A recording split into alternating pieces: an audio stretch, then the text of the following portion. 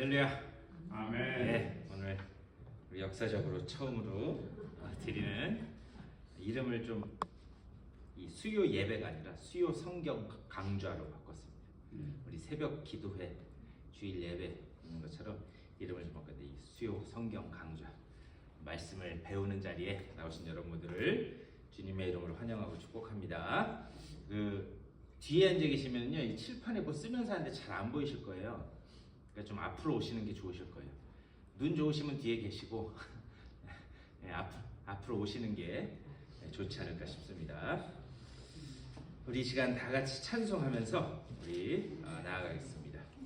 우리 524장 500 예, 좋은 말로 할 때 앞으로 나오십시오. 시장님 말씀처럼.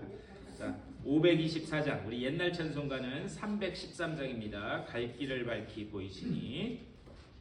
524장 옛날 찬송가는 313장. 혹시 성경책 없으신 분은 뒤에 있으니까 보시면 됩니다. 다 같이 힘있게 찬송하겠습니다.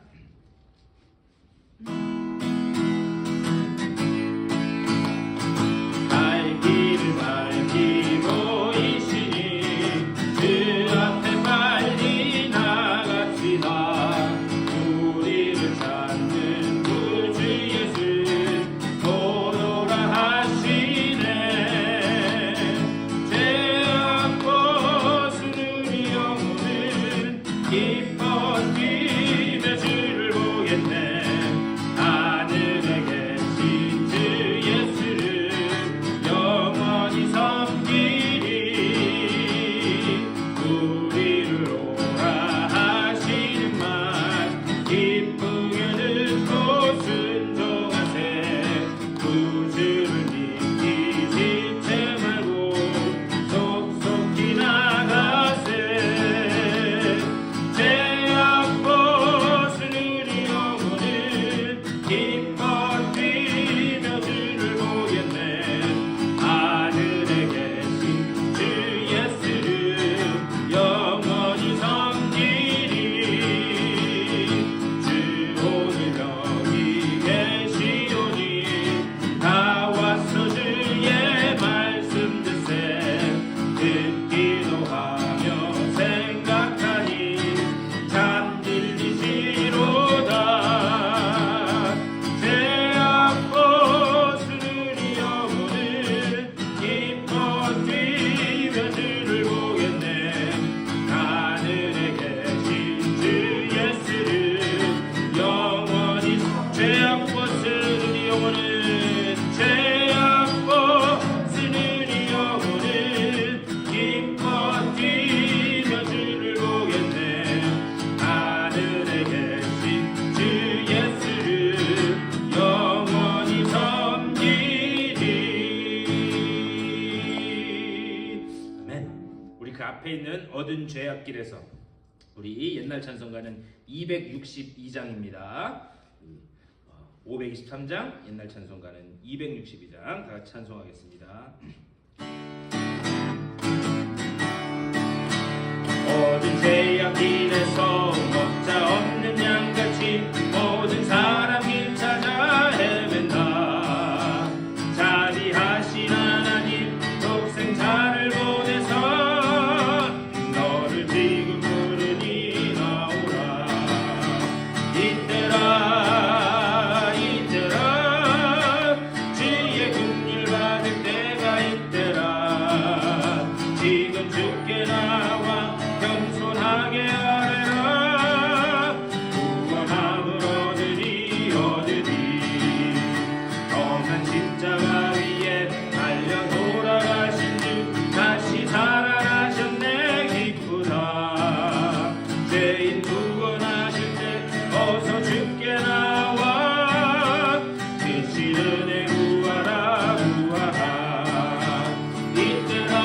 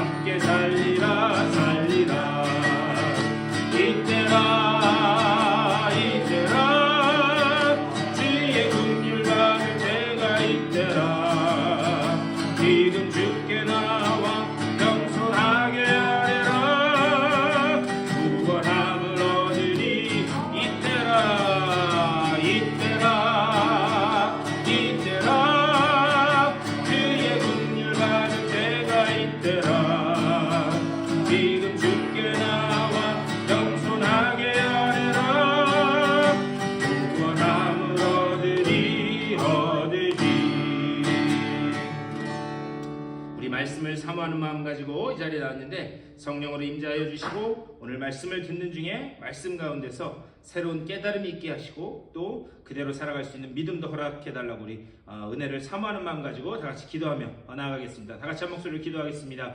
주님의 크신 사랑과 은혜를 감사드립니다.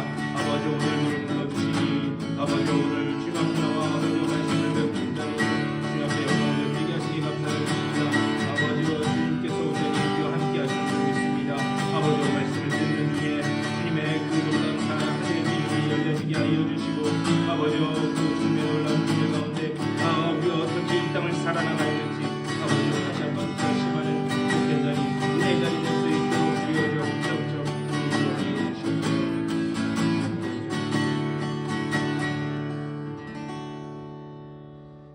주님의 은혜를 감사드립니다. 또 한 주의 중간이 되는 이 수요일 아침에 저희들 주님의 말씀을 배우고 또 주님의 말씀 가운데서 주님의 뜻을 깨닫기 위하여 이 자리에 모일 수 있도록 이렇게 인도하여 주시니 감사를 드립니다.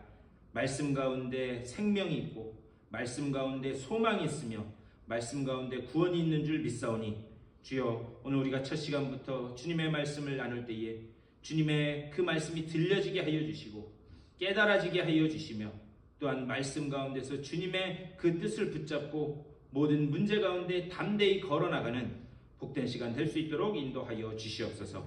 우리의 첫 시간부터 계속해서 하나님의 그 놀라운 은혜로 충만하게 채워주실 줄 믿사오며 우리 주 예수 그리스도의 이름으로 간절히 기도드리옵나이다. 아멘. 우리 성경 말씀 보시겠습니다.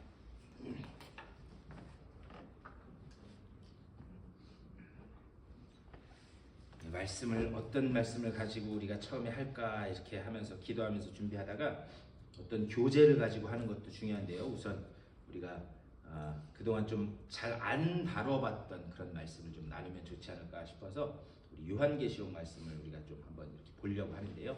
원래는 이렇게 순서대로 쭉 봐야 되는데 한번 뒤로부터 앞으로 가는 걸 한번 해볼까 지금 그러고 있는데 성령께서 인도하시는 대로 가보도록 하겠습니다. 우선 요한계시록은 다 찾으실 수 있으시죠? 성경 제일 끝에 있는 요한계시록 제일 뒤에 찬송가 바로 앞에가 요한계시록이에요. 네, 요한계시록. 그 성경책 옆에 보면 이렇게 그 약어로 돼 있을 텐데 거기 개라고 돼 있을 겁니다. 개. 요한계시록 1장 1절 말씀입니다. 보겠습니다. 요한계시록 1장 1절에서 3절까지의 말씀. 우리 1장 1절에서 3절까지 우리 세 절이니까 다 같이 읽겠습니다. 시작. 예수 그리스도의 계시라. 이는 하나님이 그에게 주사 반드시 속히 일어날 일들을 그 종들에게 보이시려고 그의 천사를 그 종 요한에게 보내어 알게 하신 것이라. 요한은 하나님의 말씀과 예수 그리스도의 증거 곧 자기가 본 것을 다 증언하였느니라.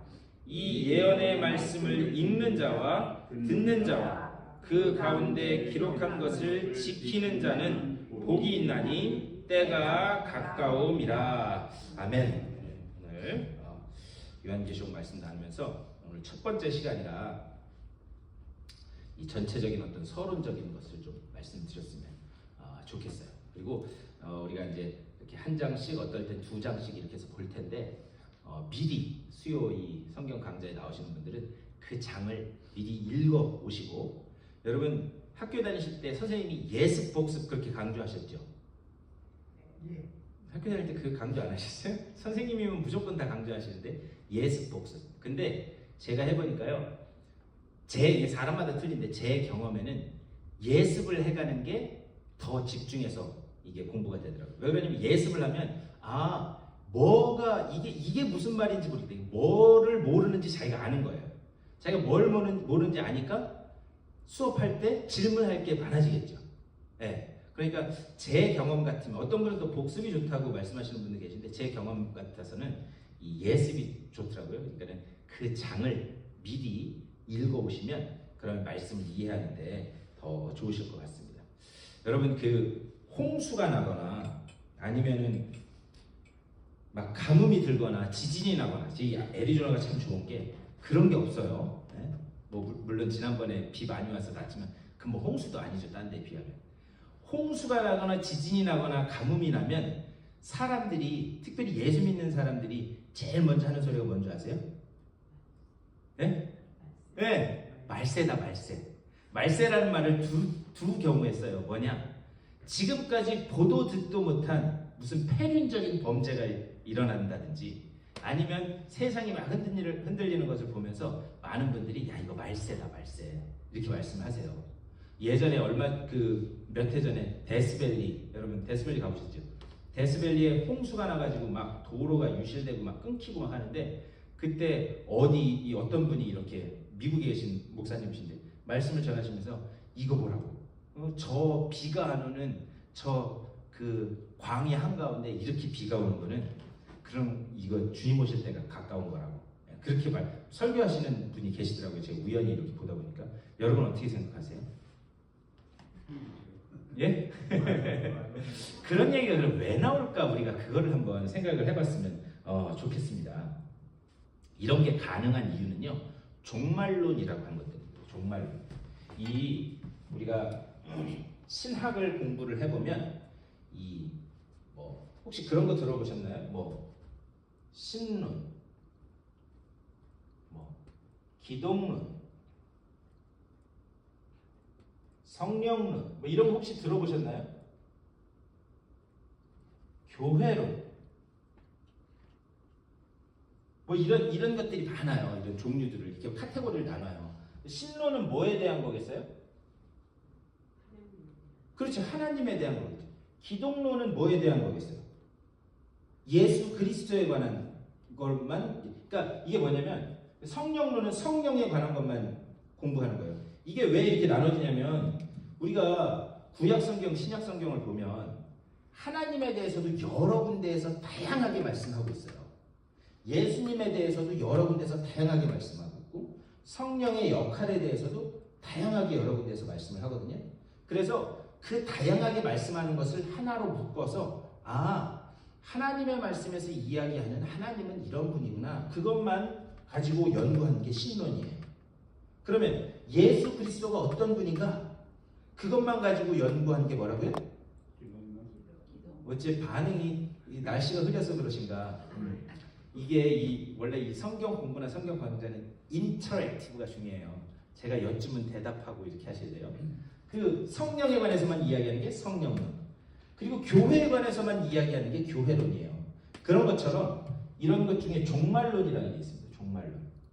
말 그대로 종말론이라고 하는 것은 예수님도 종말에 관해서 말씀하셨죠. 마태복음에 보면 예수님도 종말에 관해서 말씀하셨어요. 많은 서기관들과 제자들과 이런 사람들이 그때 무슨 일이 일어나겠습니까? 이렇게 하고 물을 때에 첫째의 기근과 홍수가 일어나고 막 예수님 말씀하세요. 그 종말에 관한 게 뭔가라는 것을 이야기하고 있는 게 종말론인데, 왜 사람들이 기근이 일어난다든지 아니면은 지진이 난다든지 그런 걸 보면서 야, 말세야, 이런 이야기를 하냐면, 이 종말론에 대해서 잘못 이해하고 있기 때문에 그런 얘기가 나오기 시작한 거예요. 종말론이라고 하는 게 왜 중요하냐면, 사람은요, 시작도 중요하지만 끝이 어떤지를 되게 궁금해하는 존재가 사람이에요. 뭔가를 시작했을 때 이 끝이 어떻게 될 것이다 라고 하는 것을 예측하기도 하고, 또 그리고 그런 방향으로 갔으면 좋겠다라고 해서 계획도 세우고 이렇게 하는 거거든요. 그래서 그 끝이 우리가 생각한 것 이상의 어떤 좋은 결과를 맺었으면 좋겠다라고 생각하는 게 사람들의 본래 심성입니다. 그래서 종말론에 대해서 왜 사람이 관심이 있냐면, 끝이 과연 어떨까? 근데 그 끝 중에서도 제일 중요한 끝이 뭔가? 여러분, 죽은 이후에 어떤 일이 벌어질지 너무 궁금하지 않으세요? 별로 안 궁금하신가 보네. 그냥 오늘 하루 잘 먹고 잘 살자. 그게 뭐가 중요해? 이게요, 왜 그러냐면, 사람은요, 죽은 이후의 세계에 대해서 되게 궁금해요. 왜 그럴까요? 왜 궁금해할까요? 그렇죠. 모르니까.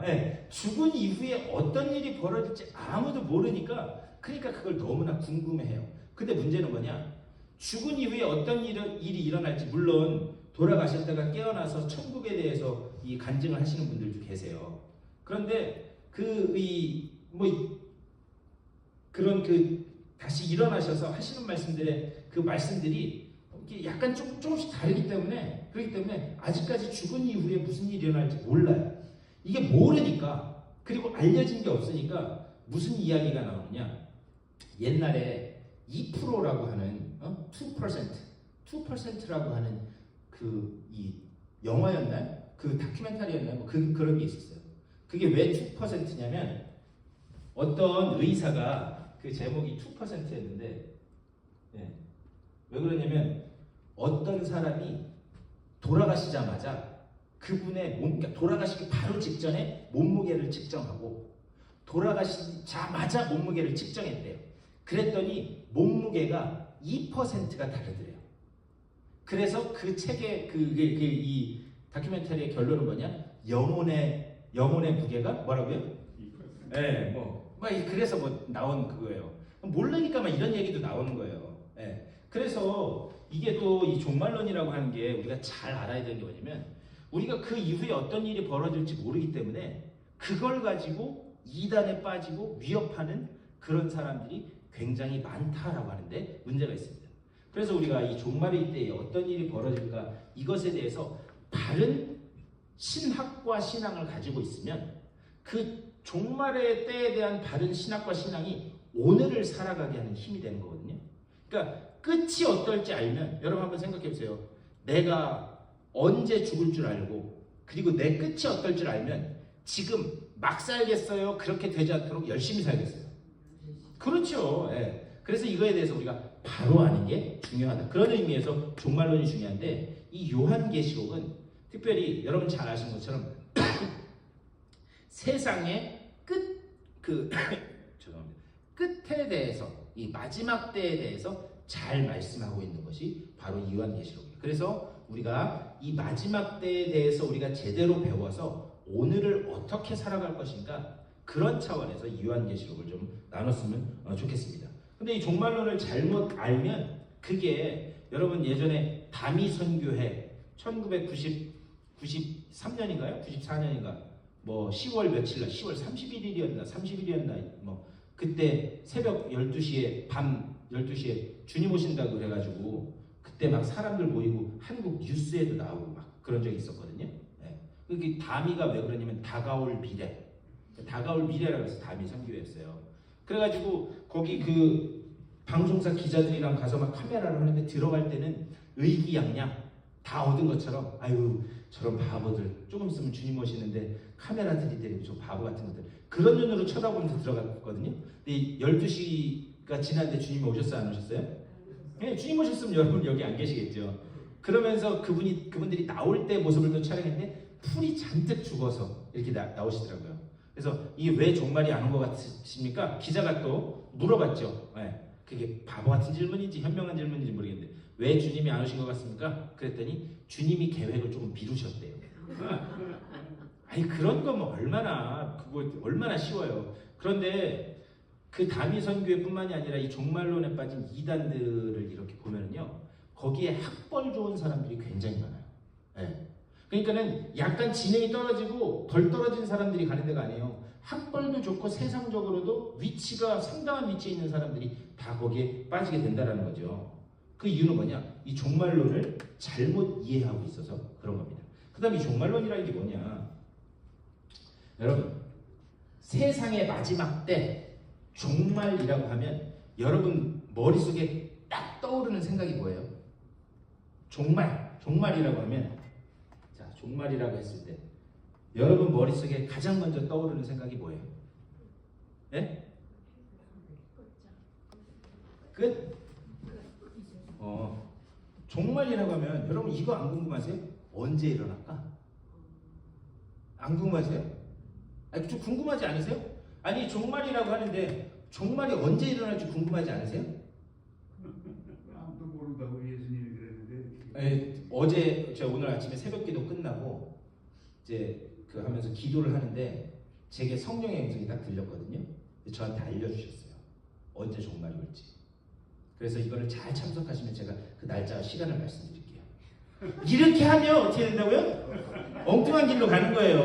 예? 그게 왜 그러느냐? 사람들은 종말이라고 하면 시간, 그때 여기에 궁금증을 갖는다고요. 그 다음에 또 일반 사람들이 갖는 궁금증이 뭐냐? 그러면 시간과 때는 그렇다는 거예요. 그럼 그때 무슨 일이 일어날까? 네. 그렇죠? 예전에 뭐 휴거 막 뭐 이런 거 말씀하는 거 보면은 비행기가 막 날아가다가 조종사가 휴거를 당해가지고 조종사가 없어져서 뭐 땅에다 비행기를 쳐갖고 막 이런 거 옛날에 많이 보시지 않았나요? 그런 그 엉뚱한 거? 그러니까 그때가 언제인지 시간이 언제인지랑 그때 무슨 일이 벌어질지 사람들은 이거를 굉장히 궁금해한다고요. 그러면서 제가 조금에 한 것처럼 그런 식으로 해서 사람을 현혹해가지고 이단으로 그렇게 빠지는 경우가 있다는 거예요. 그런데 이 종말이라고 하는 것은 원래 그런 게 아닙니다. 하나님의 말씀이 이야기하는 그 종말이라고 하는 게 뭔가? 우선 우리가 이게 성경 강좌이기 때문에요. 제가 하나하나 좀 기본적인 것도 말씀드릴 텐데, 여러분, 우리가 성서라고 많이 이야기합니다. 성경이라고도 많이 이야기해요. 이게 뭐가 본래 의미에 더 가까울 것 같으세요? 많은 분들, 목사님들 중에서도 우리 이 성서가 이렇게 말씀하시는 분들. 근데 저희는 제가 아까 말씀드린 우리는 수요 성경 강좌라고 했어요. 그럼 뭐가 본래 의미에 가깝겠어요? 그렇지, 성서에 가까우면 제가 수요 성서 강좌라고 했겠지, 성경 강좌라고. 왜 그러냐면 지난번에 우리 그 교육 세미나 한 다음에 어떤 분이 저한테 그런 언어적인 걸 가지고도 좀 이렇게 세미나를 좀 했으면 좋겠다라고 말씀을 하시는데, 왜 그러냐면요, 언어는 물론 그 당시의 시대 상황을 반영하고 있어요. 네. 그래서 요즘 애들 쓰는 말, 폭망 뭐 이런 거 들어보셨어요? 네? 폭삭 망한다. 그게 뭐냐면 옛날에 10년 전만 해도 그런 말 안 썼다고요. 그러니까 이 시대상을 담고 있는 게 언어인데, 그런데 또 그 언어에는 시대상뿐만이 아니라 그 본래 의미라고 하는 그 본질을 담고 있는 게 언어예요. 그래서 우리가 본질을 아는 게 중요하거든요. 그런데 왜 옛날 어른들이 한문을 공부하신 분들이 1800년대 그 후반에 복음이 들어올 때 그거를 성서라고 번역을 안 하고 성경이라고 번역을 했는가? 이 서자는요, 책서자예요. 책서자. 그래서 거룩한 책이라는 거예요. 그래서 이 책서자를 보면은 옛날에는 종이가 없어서 대나무 껍질에다 뭘 이렇게 쓴 다음에 그거를 실로 깨어가지고 돌돌돌돌돌 말아서 이렇게 들고 다녔거든요. 네? 그래서 이 책서자를 보면 여기 미국 오니까 한자를 안 쓰니까 책자가 이렇게 되나요? 이렇게 되나? 이 다음 이렇게 되나요? 네. 맞나요? 네. 네. 찍었는데 맞았네. 이게 뭐냐면 그 대나무를 쭉 써가지고 그걸 실로 꿰다라고 하는 그런 이 상형 문자가 서자거든요. 그러니까 이게 거룩한 책이라는 말인데, 우리는 왜 성경이라고 하냐면 이게 성경자는 실사변에 이게 배틀 경자인가요? 이렇게 돼 있어요. 이게 뭐냐면은 여러분 배틀을 짤 때 어떻게 짜죠? 배틀 짜는 거 보셨나요? 혹시 양탄자 짜는 거라도 보셨나요? 실을 쭉 놓은 다음에 틀을 하나 쫙 내리고 그 다음에 거기다가 이걸 뭐라 그러죠? 패라 그러죠. 옆으로 쓱 보내죠. 그 다음에 어떻게 다시 쫙 하죠. 이게 뭐냐면 우리도 이 직물을 보면 모양이 이렇게 가로줄, 세로줄이 완전히 이렇게 꼬여서 하나의 천을 이루잖아요. 이게 그거를 형상화하는 글자예요. 그러니까 실로 배틀을 짜듯이 하나님의 말씀은 우리의 삶의 모든 현재와 미래와 과거와 모든 상황을 아주 오밀조밀하게 배틀을 짜서 옷감을 만들듯이 모든 것을 다 꽉 쥐고 있다라는 그런 의미에서 경자를 쓰는 거예요. 이게 이 경자가 이런 말이거든요. 그러니까 한자의 본래 의미를 보면 우리는 언어도 성서가 아니라 우리는 성경, 우리는 하나님의 말씀이 우리 모든 삶의 원리와 상황과 이런 것들을 이기는 것을 완전히 꽉 온전하게 싸고 있다는 거 믿잖아요. 그러니까 언어 하나도 우리가 성경이라고 쓰는 게 맞습니다. 근데 이건 여담인데요. 중요한 것은 뭐냐? 우리가 이 종말이라고 하는 것, 성경에서 하나님의 말씀에서 종말이라고 하는 것, 이것을 어떻게 말씀하느냐? 첫 번째로요, 종말은 반드시 있습니다. 그렇죠? 마지막 때, 종말의 때는 반드시 있어요. 예수님도 말씀하셨고 하나님의 말씀이 여러 군데에서 종말은 반드시 있다라고 말씀합니다. 그렇다면 이 종말이 반드시 있는데 이 종말이 필요한 이유, 이것이 왜 필요하냐? 이 필요한 이유가 왜 하나님께서는 이 종말의 때를 이렇게 설계해 놓고 만들어 두셨는가? 우리가 그것을 봐야 됩니다. 이게 필요한 이유는요, 언제냐? 그때 무슨 일이 일어나냐? 여기에 초점이 있는 것이 아니라 우리가 죄로 인해서 창세기 3장에 보면 인간 안으로 죄가 들어옵니다.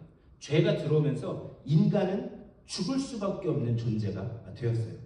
그래서 그 죄의 역사를 이기고 그 죽을 수밖에 없는 존재가 다시 태어나는 일은 뭐냐? 죽는 일밖에 없는 거예요. 다시 한번, 우리가 다시 태어나기 위해서는 죽는 일밖에 없습니다. 그래서 우리가 다시 죽을 수 없기 때문에 예수 그리스도가 우리의 죄를 위해서 대신하여 돌아가신 거예요. 그런 것처럼 세상의 끝이 와서 다 죽어져야, 그래야 새 하늘과 새 땅이 열리면서 새로운 창조가 일어나기 때문에, 그렇기 때문에 종말이 필요하다는 거예요. 여기까지 이해가 되시나요? 종말은 반드시 있어요. 종말은 반드시인데 종말이 필요한 이유는 뭐냐? 그렇게 해서 다 끝나버려야 하나님이 원래 계획하셨던 새로운 그런 하늘과 새로운 땅이 열리면서 새로운 피조물들이 창조될 수 있기 때문에 이 종말이 필요하다, 이렇게 말씀드릴 수 있습니다. 그래서요, 이 종말이라고 하는 것은 절대 부정적인 게 아니에요. 부정적인 게. 이단들은 항상 종말을 가지고 부정적으로 사용합니다. 뭐라 그러느냐? 당신 그 종말의 때 알아? 모르지? 우리한테 와. 그러면 내가 가르쳐 줄게. 그래서 그걸 가지고 계속해서 위협하면서 어떻게 하느냐? 그렇게 살면 종말의 때 구원 못 받아? 여러분 한번 가만히 생각해 보세요. 우리가 이게 참 바른 교회에서 바른 신앙생활 한다라는 게, 이런 게 참 감사한 거예요. 이걸 가지고 위협하는 이단들이 굉장히 많고 거기에 넘어가는 사람들이 많다는 거예요. 그래서 당신 그렇게 살면 구원 못 받아? 여러분 한번 생각해 보세요. 제가 어느 날 갑자기 여기 계신 누구한테 장로님, 권사님, 집사님, 여기 다 계시니까 세 개 다 부르는 거예요. 그렇게 살면 구원 못 받아요. 그렇게 하면 천국 못 가요. 이렇게 한다고 하면 어떤 반응이 나올 것 같으세요?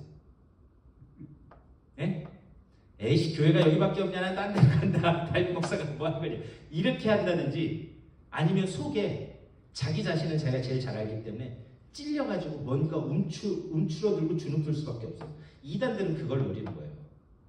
그런데 하나님의 말씀에서 이야기하는 종말은 그것을 이야기하는 게 아닙니다. 모든 것이 끝나야 새로운 하늘과 새로운 땅이 열리고 새로운 나라가 열리면서 거기에서 우리가 무슨 노릇한다고요? 왕 노릇한다고요. 그러니까는 종말은 그렇다면 이게 소망의 그런 말씀이에요? 아니면 좌절과 절망의 말씀이에요? 소망의 말씀이죠. 우리같이 구원받은 천국에 대한 소망이 있는 사람들은 이 땅에서의 모든 고통과 고난과 이 슬픔과 좌절이 끝나야 그때 뭐가 열려요? 영원한 기쁨과 소망이 있는 새하늘이 열리기 때문에 우리에게는 종말이 위협의 거리나 좌절의 거리가 아니라 뭐라고요? 소망거리라고, 소망거리. 그래서 종말이라고 하는 게 필요하다라고 하는 그런 말씀입니다. 자, 그렇다면 이제 오늘은 첫날이니까 이런 서론적인 말씀을 드리는 건데요. 혹시 요한계시록 읽어보셨어요, 여러분? 요한계시록 읽어보셨어요? 아니, 지금까지 몇십 년 신앙생활 하면서 1장부터 끝에 20장까지 다는 안 읽어봤어도 한 번이라도 보시긴 하셨을 거 아니에요? 쉬우셨어요? 어려우셨어요? 어려워요. 왜 어려울까요? 이해하기가 그래, 이해를 못하니까. 이걸 묻는 게 바보지. 예. 이해를 못하니까 어렵겠지. 그럼 왜 이해를 못할까요? 왜 이해를 못하는 것 같으세요? 그 세계에 가보질 못했어요. 그 세계에 가보지를 못했으니까. 아니, 그 세계에 뭐 못 가보는 걸 둘째치고 성경 말씀이 기록되어 있잖아요. 글로. 읽으면서 이게 이해가 안 되니까 어렵잖아요. 그러면 그게 왜 이해가 안 되느냐? 여러분 한국말로 읽어도요, 아니면 영어로 읽어도, 아니면은 이 요한계시록에 쓰여져 있는 이 헬라어 그리스어로 읽어도요 잘 이해가 안 돼요. 왜 그런지 아세요? 요한계시록은 상징이 많아요. 우선 상징이 많고, 두 번째 무언가 그림으로 표현된 그림 언어가 많아요. 그러니까 무언가를 어떤 상황을 보고 분명하게 A는 B다, B는 C다 이렇게 알려주면 좋은데, 그게 아니라 그 불이 활활 이렇게 타오르는데 거기에 그 들판 가운데는 아지랭이가 피어나고 막 이런 말로 막 표현이 되는 거예요. 이게 이해하기 쉽겠어요? 이해하기 어렵겠죠. 그렇다면 왜 그렇게 요한계시록은 쓰여질 수밖에 없었는가? 두 가지 이유가 있습니다. 두 가지 이유가. 첫 번째 이유는 인간의 언어 표현의 한계성 때문이에요. 한계성 때문에. 여러분 그랜드 캐년 다 가보셨잖아요. 그랜드 캐년 처음 보셨을 때 기억나세요? 네? 눈 생기고 그랜드 캐년을 처음 봤을 때. 그렇죠. 여기 지금 이 집사님 말씀하셨는데 제일 먼저 반응이 뭔지 아세요? 와예요. 와. 네. 세상에 눈 생기고 그런 걸 처음 봤기 때문에 와라는 표현이 나올 수밖에 없어요. 왜 그러냐면 그 압도되는 스케일에 무언가 말로 표현할 수 없는, 그러니까 내 언어적인 한계 때문에 말로 표현할 수 없는 압도되는 느낌 때문에 와밖에 못하는 거예요. 그런데 여러분, 이제 여러분들은 그랜드 캐년을 보신 분들이잖아요. 근데 한국에 저 시골에서 오신 어떤 할머니, 할아버지가 여러분들을 방문했다고 한번 상상을 해보세요. 그분들은 아직 그랜드 캐년을 못 가보셨어요. 그분들한테 그 그랜드 캐년을 정확하게 설명하실 수 있으시겠어요? 제가 이 경험을 언제 했냐면 그 올 초에 장인 장모님 오셨잖아요. 근데 장인 장모님은 그랜드 캐년이랑 못 가보셨거든요. 그래가지고 이제 딱 오셔가지고 그랜드 캐년을 제가 모시고 갔어요. 모시고 가면서 제가 설명을 드렸어요. 거기 가시면 주 하나님 지으신 모든 세계 찬송이 절로 나오고 그리고 와 감탄사밖에 안 나오고 이렇게 말씀을 막 드렸어요. 그게 그분들한테 이해가 되셨을 것 같으세요? 안 됐을 것 같으세요? 안 되죠. 못 봤는데. 그러니까 저는 제가 가지고 있는 언어의 한계 내에서 최대한 하여튼 설명을 드린 건데, 그분들 모르시다가 그랜드 캐년 주차장에 착 내려서 그 절벽으로 한 발을 딱 내딛자마자 그분들도 뭐라 그래요? 와. 그제서야 안 거예요. 저 사위가 뭐라고 저렇게 했었는데 3시간 동안 저게 뭔 소린가. 그러다가 그걸 보니까 그걸 깨닫게 된 거죠. 그러니까요, 이 요한계시록이 어려운 이유가 그런 상징적인 그림을 인간의 한계의 언어를 가지고 표현한 게 많기 때문에, 그렇기 때문에 요한계시록이 어려운 거예요. 그래서 요한계시록을 이제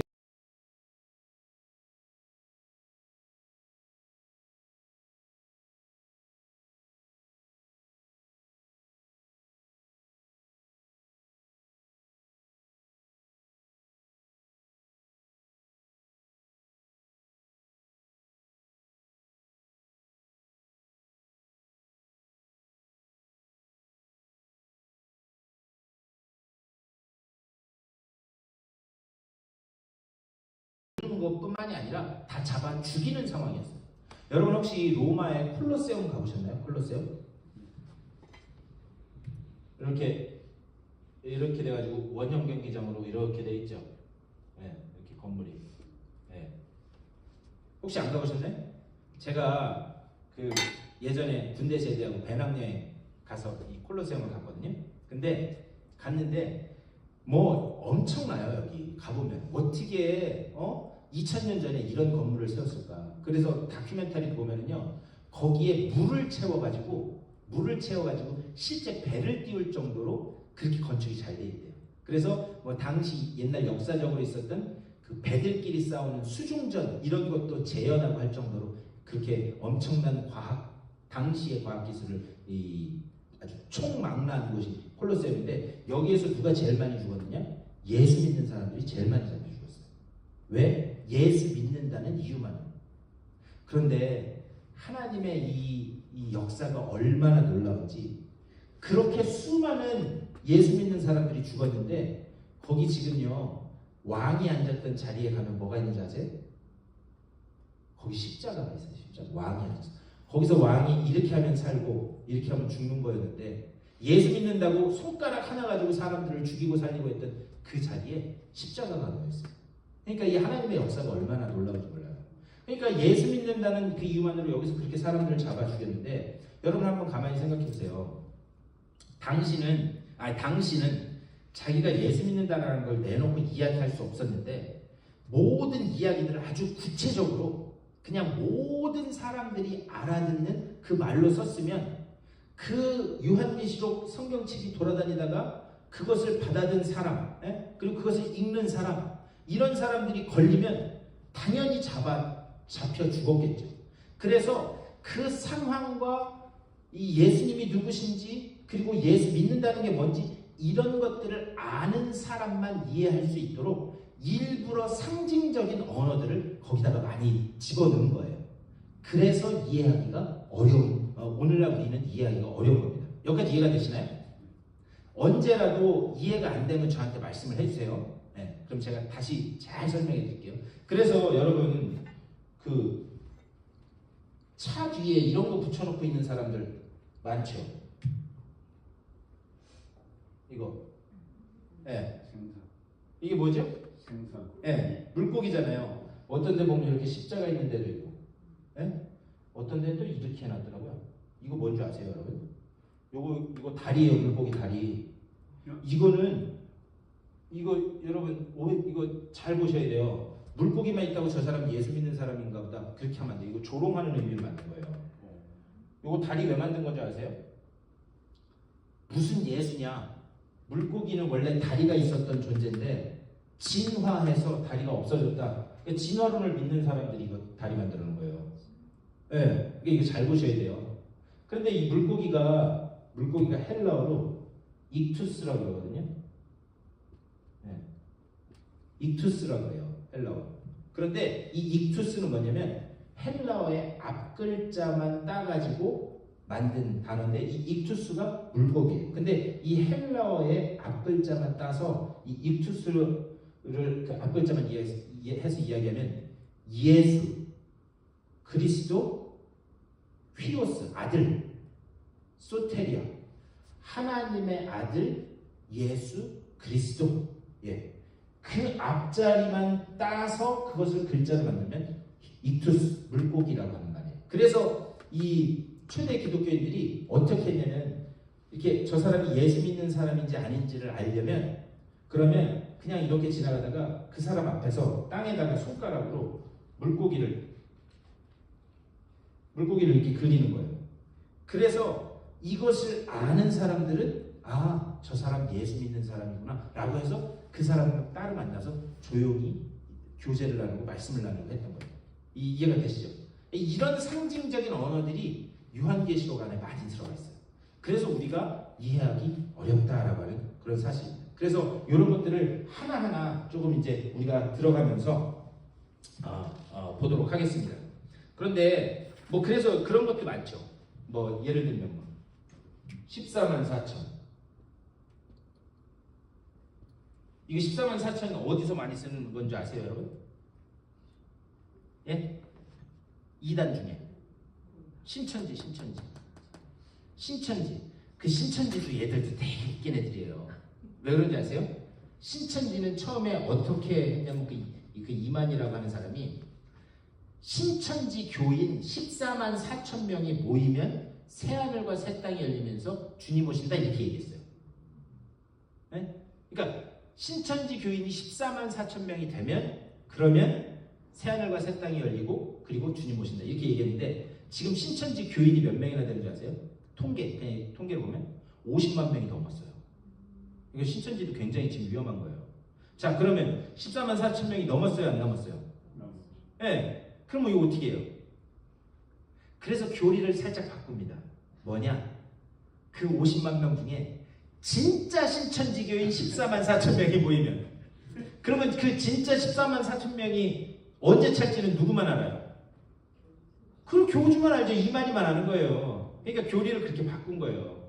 근데 이런 뭐 14만 4천, 또 여러분 이런 거 많이 보셨죠?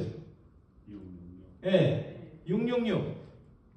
그래서 막 제가 옛날에 어렸을 때인데 어디 그 친구네 교회 무슨 뭐 부흥회 한다고 해서 갔는데, 그분 제가 그 성함은 잃어버렸지만 그분이 막 이런 거 가지고 막 부흥회를 하시면서 휴거 막 이런 거 말씀하시더라고요. 근데 어렸을 때 되게 충격이었어요. 그러면서 그때 주님이 다시 오시면 짐승의 표인 666이 이마에 쓰여진다는 거예요. 그래서 예수를 잘 믿는 사람 눈에는 666이 보인다는 거예요. 그래서 666이 써있는 사람은 다 지옥 갈 사람들이라는 거예요. 제 눈에도 보이는 것 같아요, 지금. 라고 이렇게 하면 이게 뭐가 된다고요? 네, 이게 이 사이비 종교, 이단인도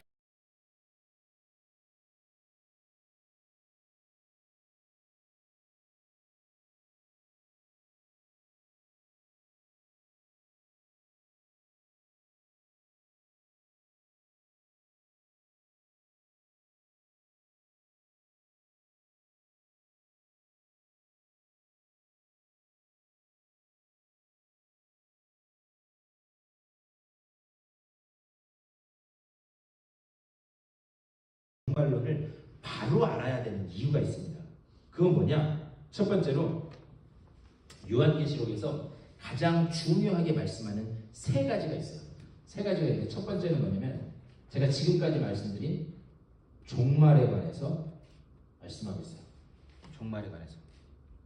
그래서 제가 계속 말씀드렸어요. 종말은 그 때하고 그 시간, 그때 무슨 일이 일어나느냐, 그것을 이야기하는 게 아니라 종말의 때가 돼서 이 세상이 끝나고 이 세상이 끝나야지만 새로운 하늘과 땅이 열리면서 영원히 천국의 그 사랑과 은혜와 복을 누리는 그게 열리기 때문에 종말이 필요하다. 그게 무엇인지를 말씀하고 있고, 두 번째는 예수 그리스도, 이게 그냥 제가 약어로 쓸게요. 이게 예수 그리스도, 헬라어인데 예수 그리스도가 누구인지를 말씀하고 있어요. 그렇기 때문에 요한계시록은 중요합니다.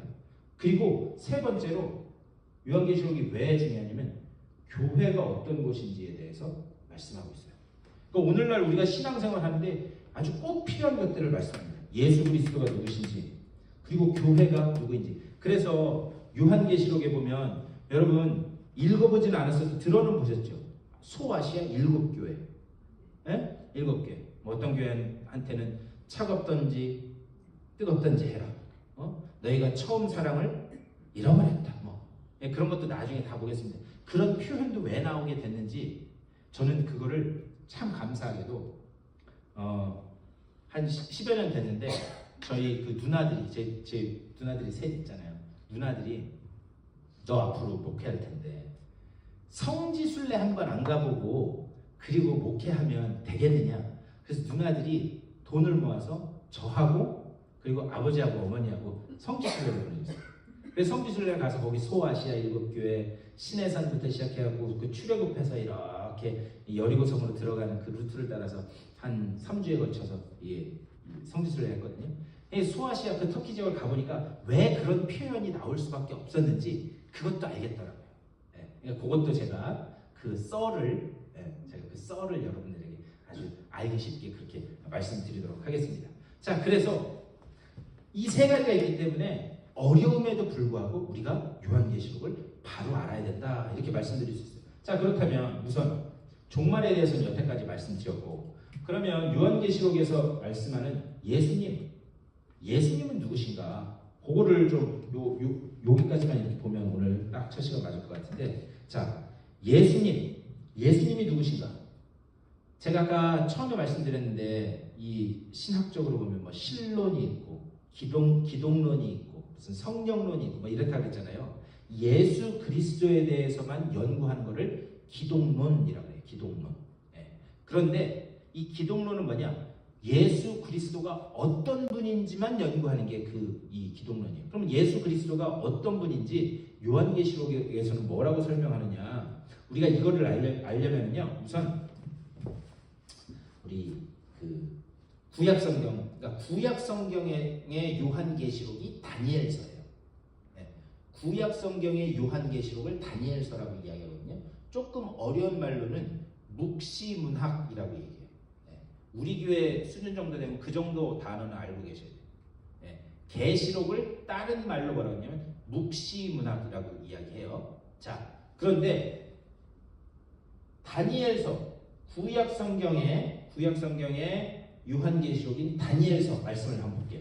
여러분 성경책 이렇게 보시면 다니엘서 못 찾겠으면 빨간색은 신약이고 까만색은 여러분 성경 그렇게 돼 있죠?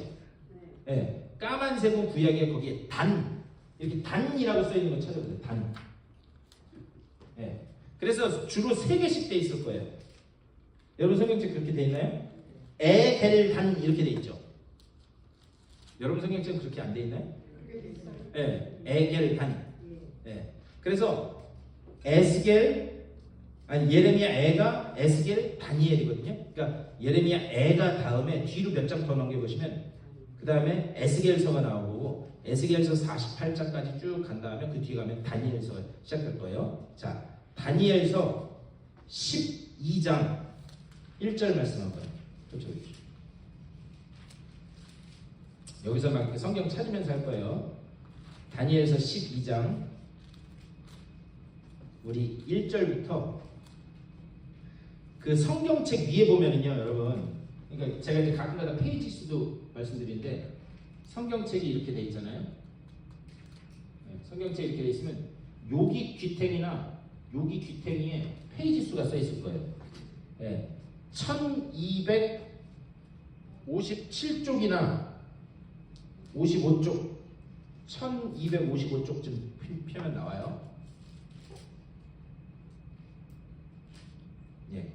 자, 다니엘서 12장 1절 말씀입니다. 제가 읽을게요. 그때에 내 민족을 호위하는 큰 군주 미가엘이 일어날 것이요 또 환란이 있으리니 이는 개국 이래로 그때까지 없던 환란일 것이며 그때에 내 백성 중 책에 기록된 모든 자가 구원을 받을 것이라. 2절 다 같이 읽겠습니다. 시작.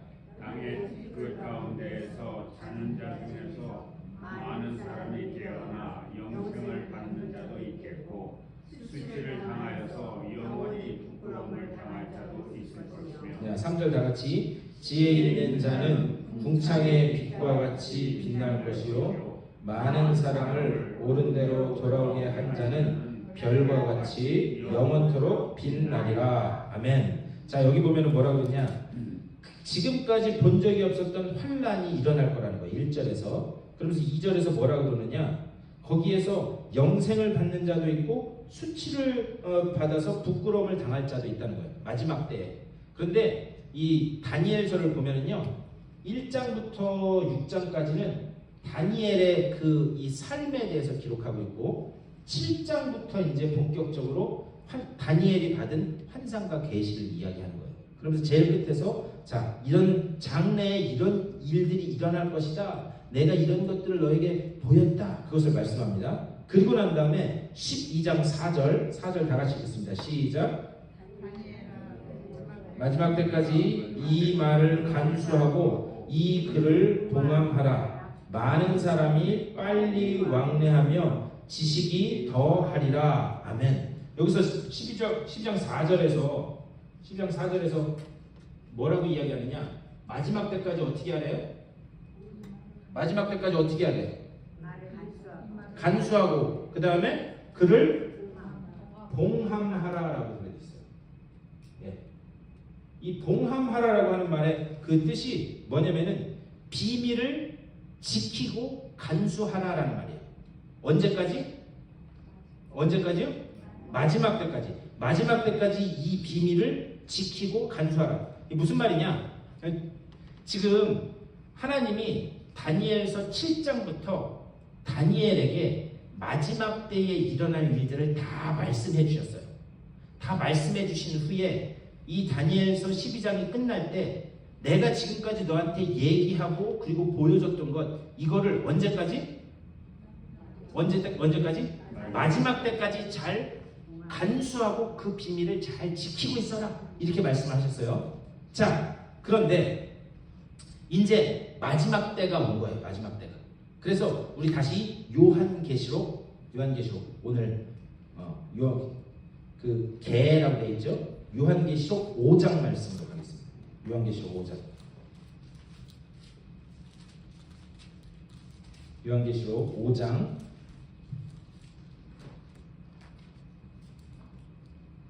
거기 보면은 개라고 되어 있죠. 개라고 해요. 찬송가 바로 앞에. 5장 요한계시록 5장 첫째 제가 가진 성경책은 신약 성경 403쪽이에요. 403쪽. 자, 5장 1절 다 같이 읽겠습니다. 시작. 내가 보매 보좌에 앉으신 이의 오른손에 두리마리가 있으니 안팎으로 섰고 일곱 인으로 봉사하여 2절 시작. 또 보매 힘있는 천사가 큰 음성으로 외치기를 누가 그 두루마리를 펴며 그 인을 떼기에 합당하나 3절 시작.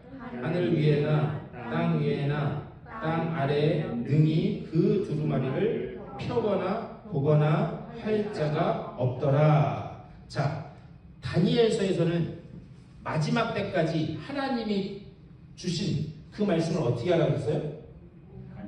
네, 간직하고 비밀을 간수하라. 마지막 때까지 이렇게 지키고 간수하라 말씀하셨어요. 근데 이제 마지막 때가 온 거예요. 마지막 때가 와서 그 봉함되어 있는 그 말씀의 인을, 그 인이라는 게 뭐냐면 여러분 옛날 영화 같은 데서 이렇게 보셨죠? 편지 왕이나 누가 이렇게 편지를 이렇게 하면 편지 봉투 여기에 이렇게 해갖고 빨간색으로 된 촌농 같은 걸로 이렇게 인장을 지지잖아요. 그걸 인이라고 그러는 거예요. 그런데 이걸 이제 띠라는 거예요. 그런데 띠라고 했는데 뛸 사람이 있었어요? 없었어요? 5장 3절 끝에 뭐라고요? 두루마리를 펴거나 보거나 할 자가 없더라. 왜? 이걸 뛸 사람이 없어서. 여기까지 이해가 되시나요? 네. 자, 그래서 마지막 때가 왔는데 그걸 뗄 사람이 없는 거예요. 그래서 요한계시록 그 뒤에 4절에서 이렇게 말씀합니다. 그 두루마리를 펴거나 보거나 하기에 합당한 자가 보이지 아니하기로 내가 크게 울었더니. 자, 이걸 띄어야지 이제 그 마지막 때 말씀이 드러나는데 이걸 뛸 사람이 있었다 없었다? 없었대요. 그래서 그거를 보면서 아무도 저걸 뛸 사람이 없네? 그러면서 울었다는 거예요. 누가? 사도 요한이. 네, 사도 요한이 아니 이거 뛸 사람이 없네. 저게 빨리 열려야 되는데. 그러면서 울었다는 거예요. 자, 5절 다 같이 시작. 장로 중에 한 사람이 내게 말하되 울지 말라. 유대 지파에 찾아 다윗을 우리가 이겼으니 그 두루마리와 그 일곱인을 떼시리라 하더라. 우리 그 뒤에 6절 내가 또 보니 보좌와 네 생물과 장로들 사이에 한 어린 양이 서 있는데 일찍이 죽임을 당한 것 같더라. 그에게 7 뿔과 7 눈이 있으니 이 눈들은 온 땅에 보내심을 받은 하나님의 7 영이더라. 자, 마지막 7절 시작. 그 어린 양이 나와서 보좌에 앉으신 이의 오른손에서 두루마리를 펴시니라. 네, 아멘. 자, 이걸 뗄 사람이 없어서 울었다는 거예요. 울고 있었더니 거기 천상에 있는 장로 중에 하나가 와서 뭐라고 했다고요? 울지 말아라, 울지 말아라. 이거를 뗄 분이 있는데 그게 뭐냐? 다윗의 후손에서 온 그분이 이걸 떼실 건데 그분은 뭐다? 어린 양과 같이 죽임을 당한 것 같다라고 그렇게 얘기를 했다는 거예요. 자, 여기까지만 들으면 그분이 누구예요? 예수 그리스도. 그러니까는 그 어린 양이신 예수 그리스도가 오셔서 마지막 때에 모든 일들이 일어날 일들을 하나님이 다니엘을 통해서 이미 주셔가지고 여기에 봉함해 놨는데 이거를 떼면 이거를 뗄 때에 뭐가 시작된다는 거예요? 이제 마지막 때가 시작된다는 거예요. 이해가 되세요? 다시 한번 저기 뒤에 계신 분이 잘 못 알아들으신 것 같아서 자, 마지막 때에 마지막 때에 일어날 일들을 다니엘에게 보여주셨어요. 보여주신 다음에 다니엘에게 하나님이 하신 말씀이 뭐냐? 야, 마지막 때까지 지키고 비밀을 잘 봉함하고 간수해라. 이렇게 말씀하셨어요. 근데 이제 마지막 때가 왔어요. 그래서 마지막 때가 와가지고 이 인을 떼버려야지만 그때 무슨 일이 일어날지를 알기 때문에 이걸 떼려고 했는데 이걸 뗄 수 있는 사람이 있었다 없었다? 없었어. 없어서 사도 요한이 어떻게 했대요? 울었대요. 그런데 울었더니 장로 중에 천상의 존재가 뭐라 그러느냐? 사도 요한아, 울지 말아라. 이걸 뗄 분이 있는데 이걸 뗄 분이 누구냐? 다윗의 후손에서 난 사자 같은 분인데 그분이 어린 양과 같이 죽임을 당한 분이다. 네. 자, 여기까지만 보면 이걸 뗄 분이 누구라고요? 예수 그리스도. 그러면 예수 그리스도께서 이것을 떼는 순간 뭐가 열리는 거예요? 마지막 때가 열리고 마지막 때가 시작되는 거예요. 여기까지 이해되셨죠? 자, 그렇다면 주님께서 이 어린 양과 같은 죽임당한 그 그리스도로 이 땅에 오셔가지고 말씀을 하시는데, 자, 요한계시록 6장 1절 그 뒤에 한 장 더 넘겨서 6장 1절. 자, 그분이 이제 이거 떼신다는 거를 이렇게 말씀하는 거예요. 6장 1절. 자, 6장 1절 시작. 내가 봄에 어린 양이 인 중에 하나를 떼시는데 그때에 내가 들으니 내 생물 중에 하나가 우레소리같이 말하되 오라 하기로. 예, 아멘. 자, 오랫동안 봉함되어 있던 그 인을 누가 떼신다고요? 예수 그리스도. 어린 양이신 예수 그리스도가 떼신다는 거예요. 그렇다면 예수 그리스도, 우리 주님은 뭐 하시는 분이에요? 제가 아까 그랬죠. 요한계시록은 종말에 관해서 말씀하고 예수 그리스도가 누구인지에 대해서 말씀한다 그랬죠. 예수 그리스도가 지금까지 들은 이야기를 종합하면 예수 그리스도가 뭐 하시는 분이에요? 아니 뭐 우리가 지금까지 알고 있던 다른 거 다 차치하고 빼버리고 제가 지금까지 들은 말씀만 가지고 종합해보면 예수 그리스도는 뭐 하는 분이에요? 그렇죠. 엔벨롭 띄시는 분이에요. 네, 아주 정확하게 직접 말씀. 예수 그리스도가 인 떼시는 분이라고. 인 떼시는 분, 어린 양이. 자, 그러면 그 인을 떼면 이 안에는 다니엘이 받았던 마지막 때의 환상과 계시와 모든 것들이 다 이 안에 지금 들어가 있는 거잖아요. 이걸 떼심으로 인해서 예수 그리스도는 뭐 하시는 분이다? 이 안에 하나님이 다니엘을 통해서 주셨던 그 안에 일어날 모든 일들을 하나하나 꺼내서 이제 보여주시는 분이 누구다? 예수 그리스도다. 여기까지 이해되세요? 네. 이렇게 설명했는데 못 알아들으면 그건 뭐 어떻게 주님이 오셔야지 뭐 제가 해결할 방법이 없어요. 자, 그러면 이 안에 들어있던 것을 이제 하나하나 꺼내서 보여주시는 거예요. 그럼 예수 그리스도는 뭐 하시는 분이에요? 이걸 뗄 뿐만이 아니라 그때에 일어날 그런 것들을 하나하나 꺼내서 보여주시는 일을 하시는 분이 누구라고요? 우리 주님 예수 그리스도다라고 하는 사실입니다. 자, 이해가 되시죠? 자, 그런데 그렇다면 이 마지막 때는 언제이냐? 우리 아까 여기 5장 앞에 봤잖아요. 이 인이 떨어질 때가 마지막 때라는 거예요. 이 인이 떨어질 때가. 그렇죠? 이 봉투가 딱 떨어지는 순간이 마지막 때라는 거예요. 그러면 이 인이 떨어진 때가 그 언제이냐? 그거는요, 마지막 때인데, 그러면 주님이 이 인을 언제 떼셨는가? 십자가에서 2000년 전에 돌아가신 것. 우리의 모든 죄악을 짊어지시고 십자가에서 돌아가심으로 인해서 이 인이 떨어지게 되었다라고 하는 그런 사실입니다. 다시 한번. 자, 이 인이 떨어져야 마지막 때가, 종말의 때가 오는 거예요. 우리가 쓰는 표현으로. 그러면 이 인은 언제 떨어지게 되었는가? 예수 그리스도께서 2000년 전에 이 땅에 오셔서 십자가를 홀로 짊어지시고 골고다 언덕에 올라가셔서 우리의 모든 죄를 짊어지시고 돌아가신 그때부터, 십자가 위에서부터 이 세상에 벌어질 그때가 그 인이 띄어지게 된 겁니다. 그리고 난 다음에 주님께서 부활하셔서 40일간 제자들과 함께 다니시면서 이제 벌어질 일들과 이런 것들을 같이 말씀하셨다라고 되어 있어요. 자, 그러면 마지막 때는 언제 시작된 거예요? 예, 좀 더 구체적으로. 예수님 예, 예수님이 오셔서 어떻게 했다고요? 십자가에서 달려 돌아가실 때부터. 이해가 되세요? 예. 그럼 종말은 언제부터 시작된 거예요? 그죠. 그렇죠. 2000년 전에 주님께서 십자가 위에 달려서 우리의 죄를 다 짊어지시고 돌아가시는 그때의 인이 떨어진 거고, 그때부터 벌써 뭐가 시작됐어요? 종말이 시작된 거예요. 이해가 되시나요? 그러면 종말은 이미 시작된 거예요? 앞으로 올 거예요?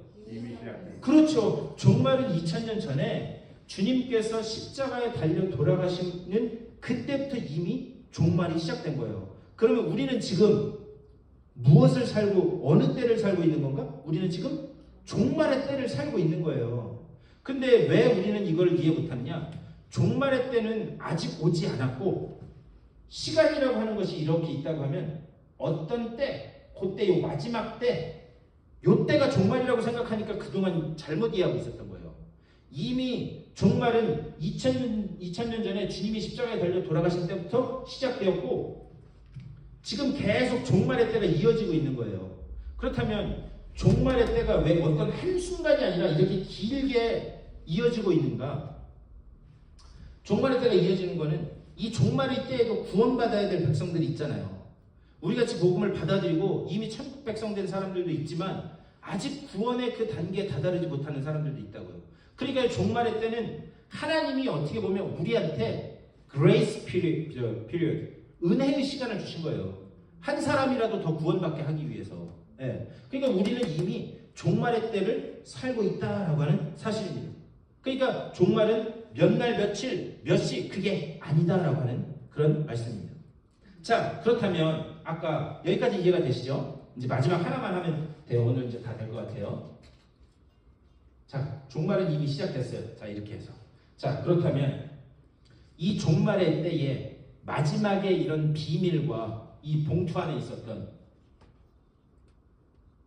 이 봉투 안에 다니엘이 받은 마지막 때의 어떤 그런 계시와 환상, 이런 게 이 안에 있었다고 그랬잖아요. 이거를 예수님이 띄심으로 인해서 예수님이 말씀을 하셨다고 그랬잖아요. 그러면 그 예수님이 그런 말씀들을 누구에게 맡기셨는가? 누구에게 맡기셨는가? 그거를 교회에게 맡기셨다라고 하는 사실이에요. 여러분 지난 주일 설교 말씀 기억나세요?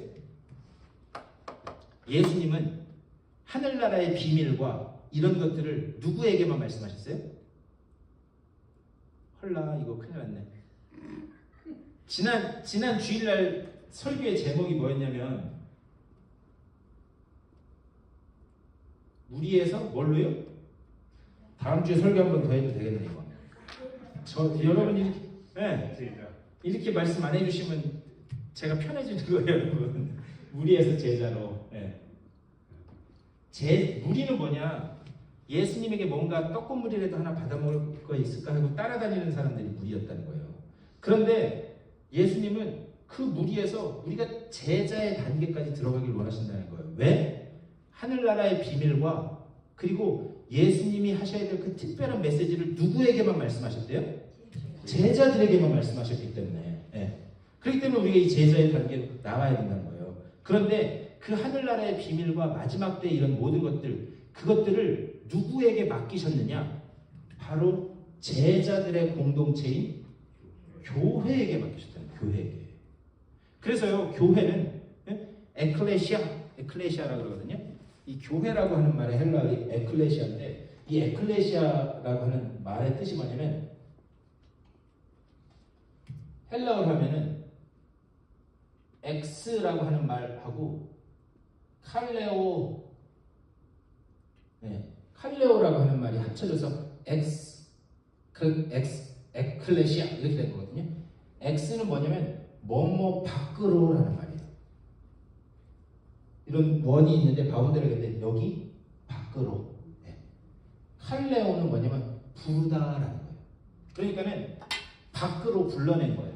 원래는 죄악 많은 이 세상에 갇혀 있었던 사람들인데 하나님의 특별한 비밀과 계시를 말씀해 주시고 그것을 세상에 전하게 하시려고 특별히 세상에서 밖으로 불러낸 사람들이 교회라는 거예요. 그러니까 이거는 오늘 우리가 지금 여기 말씀을 나누고 있는 이 건물을 이야기하는 거예요? 아니면 우리 자신을 이야기하는 거예요? 우리 자신. 여러분 한 분 한 분을 주님이 불러내신 거예요. 뭘 위해서? 이 안에 있는 비밀과 계시와 이런 것들을 세상에 전하게 하시려고 특별한 목적을 가지고 불러내신 거예요. 그런데 그 특별한 목적, 그것을 교회에게, 그리고 교회는 개인이기도 하지만 이런 그 각각 교회의 모임인 공동체, 우리도 교회인 거예요.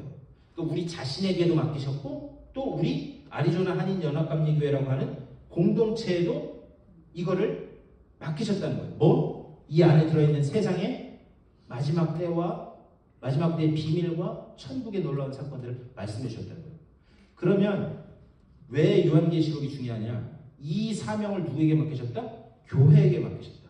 그렇다면 교회가 어떤 곳인지를 우리가 제대로 알고 그리고 제대로 배우면 우리가 이 땅에서 해야 될 사명이 무엇인지에 대해서 제대로 배울 수 있다라고 하는 사실이에요. 그래서 요한계시록이 왜 중요하냐? 첫 번째는 종말. 이 종말이 뭐냐 도대체? 종말의 때를 살아가고 있는 우리에게 종말이 뭐냐? 두 번째로 왜 중요하다? 빨리 적으신 거 읽어보세요. 예수 그리스도가 누군지 알려주니까. 그건 이제 우리가 한 절 한 절 이제 뒤에 가면서 읽으면서 하겠습니다. 세 번째로 왜 중요하다? 교회가 어떤 것인지 알게 하기 위해서. 그래서 이게 중요하다라고 하는 거예요. 그래서 이 모든 일들을 교회를 통해서 한다. 이제 나중에 보겠지만 여기에 소아시아의 7교회가 나와요. 뭐 예를 들면 에베소 교회, 서머나 교회, 버가모, 두아디라, 사데, 빌라델피아, 라오디게아 이 7교회가 나오는데 이거는 어떤 그냥 특정 지역에 있었던 7교회를 이야기하는 게 아니라 그 7교회는 대표성을 띠고 있는 거예요. 대표성을. 예를 들면 이런 거예요. 우리가 연합감리교회잖아요. 이 큰 이 피닉스 밸리 지역에 한인 연합감리교회는 몇 개 있는 줄 아세요? 우리밖에 없어요. 우리밖에. 그래서 우리는 이 애리조나 이 여기에서 특별히 이 피닉스라고 하고 하는 큰 도시에 한인 연합감리교회라고 하는 뭐를 띠고 있어요? 대표성을 띠고 있는 거예요. 대표성. 그러니까 여러분들 자부심을 가지셔야 돼요. 눈 씻고 찾아봐도 여기는 없어요. 그러니까는 여러분들이 한국말로 예배드리고 하나님을 찬양하는 이 한인 회중에 속해 있다라고 하는 대표성이 있는 거예요. 그런 것처럼 여기 이제 나중에 나오는 그 7교회들은 그런 어떤 지역에 있었다기보다는 그 대표성. 그래서 교회에서 벌어지는 수많은 그 일들에 대해서 대표적인 그런 교회로 7교회가 지금 거론되고 있는 겁니다. 그래서 그런 차원에서 이제 또 나중에 보면 됩니다. 그러면서 요한계시록은 어떤 미래에 대해서 이야기하는 게 아니라 고난의 시대라고 하는 고난을 살고 있는 오늘날의 성도, 오늘날 성도가 어떻게 이 현실을 살아가면서 여기서 말한 예수 그리스도께 순종하고 그리고 교회라고 하는 공동체 내에서 그 맡겨주신 사명을 이루어 나갈까? 이것을 말씀하고 있는 게 어떤 책이다? 요한계시록이다. 이렇게 말씀드릴 수 있습니다. 그래서 그런 차원에서 우리가 이제 말씀을 나누도록 하겠습니다. 자, 오늘은 서론이기 때문에 요한계시록은 이런 차원에서 이제 제가 말씀을 이렇게 가르치고 배워나갈 거다라고 하는 그것을 말씀을 드린 거예요. 자, 이 말씀 들으시면서 혹시 더 궁금하신 거나 이 부분은 이해가 안 돼요. 집에 가면 밥이 안 넘어갈 것 같아요. 이런 거 있으세요? 네, 목사님. 예. 아까 일곱인 중에 하나를 예수님 기도하시고요 뛰셨다는데 예. 제가 알기로는 그 7년 환란이 예수님 공중하시고 휴거가 일어나고 7년 환란이 시작할 때 일곱인은 띠부러 지상에 이 환란이 시작되고 왜 시작됐냐면 아까 말씀하신 다니엘의 70일에 환상을 주신 건 77이 49 490년이 지나면 이 시대가 없어지는데 그 예루살렘 성전 재건, 네임의 성전 재건부터 예수님이 십자가에 죽으신 게 딱 483년이에요. 그리고 이제 지금부터 아무 일도 안 일어나고 이제 예수님이 재림하시면은 7년 대환란이 일어나서 7년 때문에 이제 490년이 그래서 이 세상의 역사는 끝난다. 저는 그렇게 알고 있는데. 네, 그러니까 이제 그거 이제 일곱 거기에 이제 거기 그 환상에 이제 우리가 그건 나중에 볼 거예요. 근데 미리 질문 잘 하셨는데 일곱 나팔, 일곱 대접, 일곱 인, 제일 먼저 일곱 인이 나오죠. 일곱 인, 나팔, 일곱 대접에 대한 환상이 계속 나오거든요. 그래서 그 일곱 인이 띄어질 때, 일곱 나팔이 불릴 때, 일곱 대접이 쏟아질 때 그때의 그 의미 하나하나가 이 지금 예수님이 이 땅에 오셔서 십자가에 우리 아까 요한계시록 5장에서 봤잖아요. 인을 뗄 사람이 아무도 없는데 예수 그리스도가 그 어린 양이 인을 뗀다. 그 그림 밑에 있는 하나하나의 이 세밀한 그런 이야기거든요. 그러니까 예수님이 일곱 인을 떼신 거 밑에 일곱 인, 일곱 대접, 일곱 나팔 여기 하나하나 이렇게 연결돼요. 그거는 요 의미는 이제 그 장로님 아까 말씀하신 것처럼 77이 49, 그 숫자도 이제 그렇게 해서 뒤에 나올 거예요. 그러니까 우선은 전체적인 그림에서 이렇게 말씀하고 그렇다면 그게 장로님 말씀하신 일곱 대접, 일곱 인 띄어지는 거랑 그때 벌어지는 일들이랑 어떻게 연결되는지는 한번 3주 정도 지나면 제가 구체적으로 말씀드릴게요. 장로님이 아주 질문 잘 해주셨어요. 이제 그건 앞으로 볼 거예요. 앞으로 볼 거니까 그게 어떻게 연결되는지는 그때 가서. 왜냐면 그것까지 이야기하려면 그 배경을 설명드려야 도대체 그게 무슨 의미인지를 알 수 있는데 그것까지 하면 진짜 주님 오실 때까지 주님 오신 거 오늘 제약 때까지 해도 안 되니까 그것도 꼭 그때 가서 저한테 꼭 말씀해 주세요. 제가 말씀드릴 테니까. 또 다른 질문들 있으세요? 네. 그래서 다음 주 숙제는 뭐냐? 요한계시록 1장을 한번 잘 읽어보세요. 그래서 아침에 수요 여기 강좌 오시기 전에 1절을 자세히 잘 읽어보시고 그리고 혹시나 이해가 안 되는 부분이 있으면 표시해 주셨다가 제가 설명을 드렸는데도 미흡하다라고 하면 그때 말씀을 해주셨으면 좋겠습니다. 예. 요한계시록 1장이요? 1장. 1장을 다 읽어보시라. 1절부터 끝절까지. 집사님 적으시는 거 보니까 숙제 열심히 잘 해오시겠네요. 그래서 1장을 다 읽어오시고 이렇게 해서 요거를 요한계시록을 쭉 본 후에 그 다음에 또 이제 다른데 이렇게 해서 나누도록 하겠습니다. 구체적으로 말씀을. 그래서 중요한 거는요. 우리가 이러한 사실이 있었다라고 하는 지식이 중요한 게 아니라요. 이때에 이 종말을 향해서 나아가고 종말에 관해서 말씀하신 이 말씀을 내가 오늘 내 현실과 어떻게 연결해서 순종하면 그 말씀을 살아갈까? 우리가 그쪽에 초점을 가지고 말씀을 읽고 좀 배웠으면 좋겠습니다. 예. 자, 특별한 우리 질문 없으시면 우리 좀 기도하셨으면 좋겠어요. 우리 이 시간 좀 한 목소리로 우리 기도하면서 나아갔으면 좋겠습니다. 기도하실 때 그렇게 기도하셨으면 좋겠어요. 하나님, 지금 우리가 살고 있는 이 고난의 현실 가운데 하나님은 이미 최후의 승리를 이뤄놓으신 줄 믿습니다. 하나님이 이뤄놓으신 그 최후의 승리에 대해서 이제 우리가 말씀을 나누고 배울 텐데 이것이 그냥 지식으로 끝나지 않게 하시고 이 말씀을 통해서 하나님의 그 뜻이 깨달아지고 그 말씀대로 순종하며 살아가 그 최후의 승리를 온전히 삶 가운데 맛보는 내가 되게 하여 주시옵소서. 우리 그렇게 한 목소리로 기도하며 나가겠습니다. 우리 다 같이 한 목소리로 기도하겠습니다.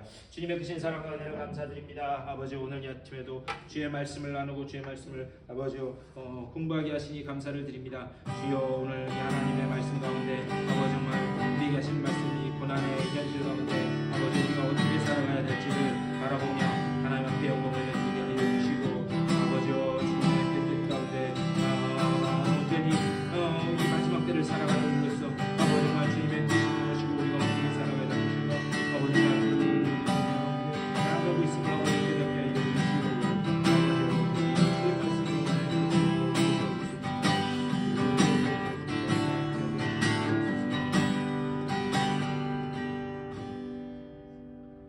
우리 주님의 은혜를 감사드립니다.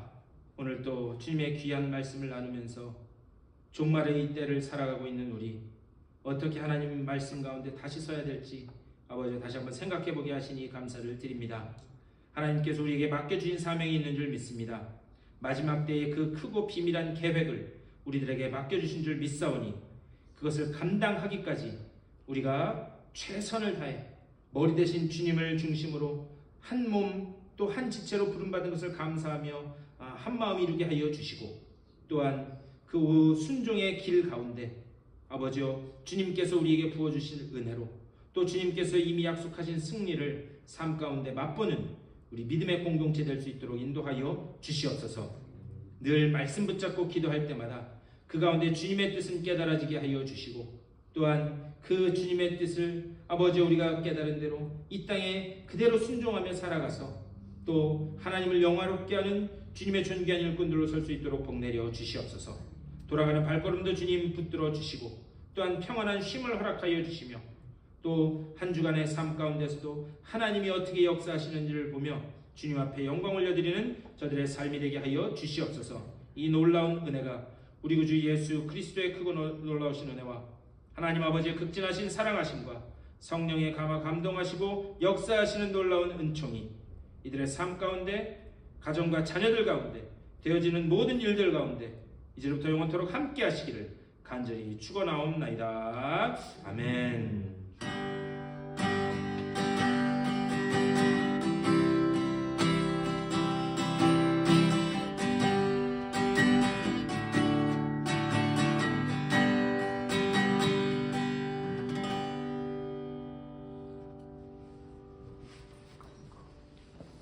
감사합니다.